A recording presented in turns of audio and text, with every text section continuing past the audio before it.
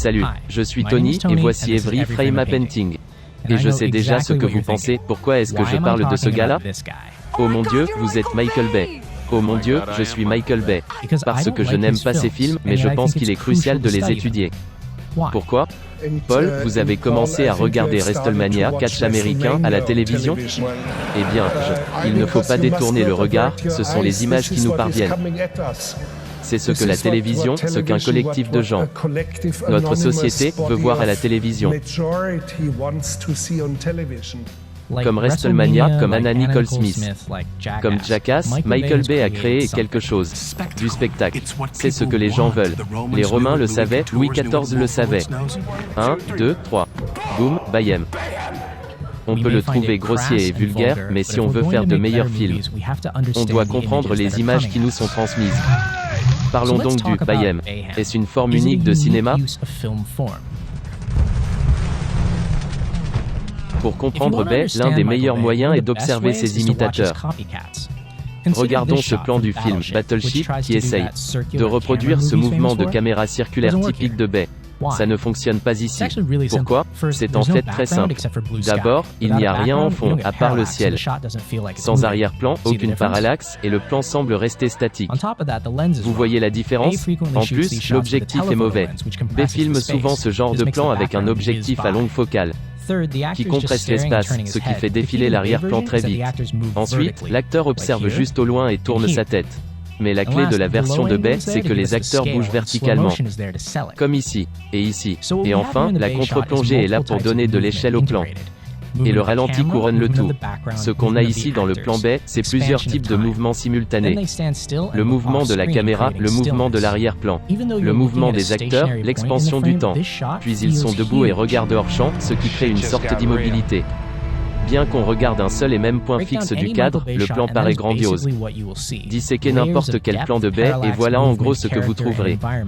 Plusieurs couches de profondeur, de la parallaxe et du mouvement, appliquées aux personnages et au décor pour donner cette impression épique. Aucune de ces techniques n'est particulièrement unique. En fait, la plupart des cinéastes créent naturellement de la profondeur dans leurs images dès que la caméra bouge.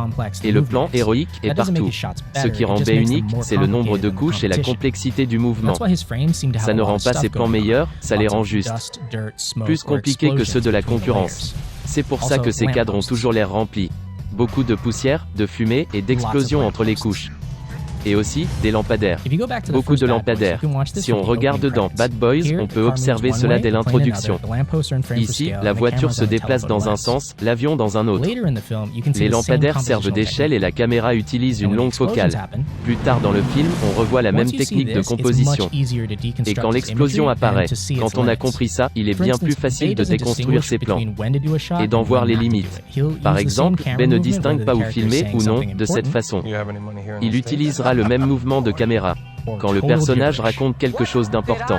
Vous avez de l'argent ici, aux États-Unis? Ou n'importe quoi d'autre. Qu'est-ce que je vous avais dit? Vous aviez entendu ce que j'avais dit? Moi j'ai entendu ce que j'ai dit parce que j'étais là quand je l'ai dit. Chaque plan est conçu pour un maximum d'impact visuel et peu importe si ça colle. Mais le style Bay amène aussi des idées visuelles fascinantes. Comment faire paraître quelque chose comme étant énorme? Eh bien, vous mettez plein de choses de tailles différentes dans le même plan. Et vous déplacez la caméra pour mettre le tout en valeur. C'est une technique que Jurassic Park employait très bien aussi. Une autre chose très importante est l'espace hors champ. Remarquez ici, l'acteur ne regarde pas les avions de l'arrière-plan. Ça montre qu'il y en a encore plus qu'on ne voit pas dans le cadre. Le plan est déjà grandiose, mais il suggère une échelle encore plus grande. Comment un réalisateur en vient à créer ce genre d'image? Dans le cas de Michael Bay, étudions l'un de ses films préférés. Il y a une interview du NY Times où il regarde West Side Story et raconte pourquoi ce plan est génial. Et ce cut également. Il ne peut expliquer en quoi ils sont géniaux hormis qu'ils sont dynamiques. Je pense que c'est juste ça, en mettant des plans de West Side Story côte à côte avec son travail, on peut voir les points communs. Je pense que son but est de créer ce qu'il pense être des bons plans et les relier via ce qu'il pense être des bons cuts. Si Howard Hawks a défini un bon film comme 3 bonnes scènes et 0 mauvaises, Michael Bay semble penser qu'un bon film, c'est 3000 plans dynamiques et aucun plan statique. En dehors de West Side Story, sa plus grosse influence est les autres blockbusters. Il emprunte fréquemment le même vocabulaire basique et d'autres séquences. Donc quelque chose comme ça devient ceci. On remarque que les plans rapprochés du personnage le sont encore plus. Et les plans larges, eux aussi, deviennent encore plus larges. À tout ça s'ajoute plus de couches de mouvement, mais le vocabulaire de base reste le même.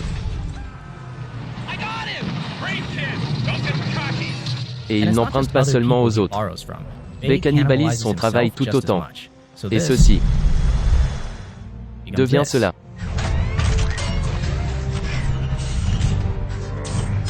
On remarquait que chaque mouvement dans le plan original, par exemple, la caméra qui tourne sur la gauche, alors que la bombe tourne vers la droite. La version Transformers, c'est juste le niveau au-dessus. Donc qu'est-ce que le BAM ? C'est l'usage du mouvement, de la composition et du montage rapide pour créer une sensation d'échelle épique. Chaque plan semble grandiose et implique des choses encore plus grandioses hors champ.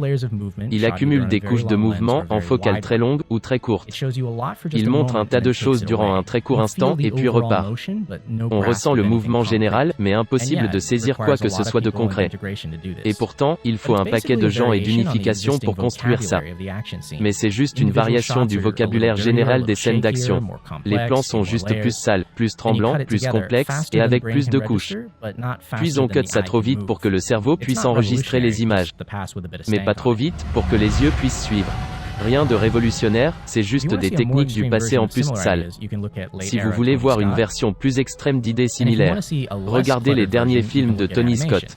Et pour une version moins désordonnée, tournez-vous vers l'animation. Quelqu'un comme Glenn Keane. C'est bien plus lisible ce que Bay fait, mais l'idée de base est la même. Personnages, environnement, plusieurs couches, un travelling. Le monde semble gigantesque.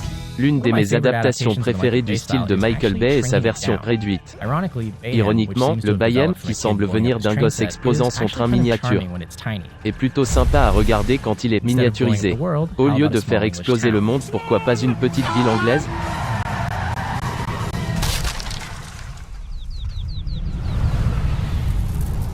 Mais au final, je pense que la popularité de ce style est très importante.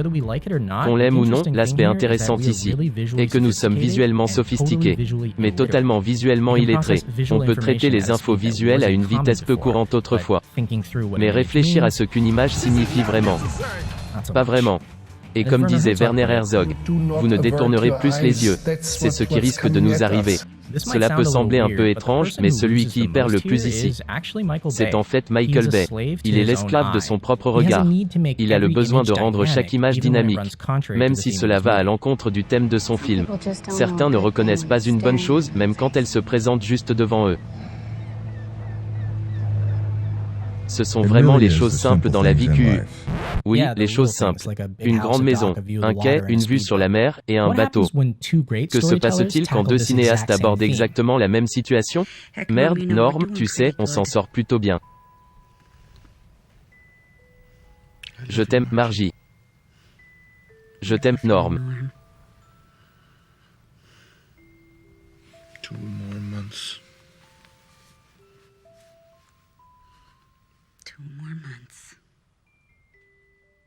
Sous-titres réalisés par la communauté damara.org.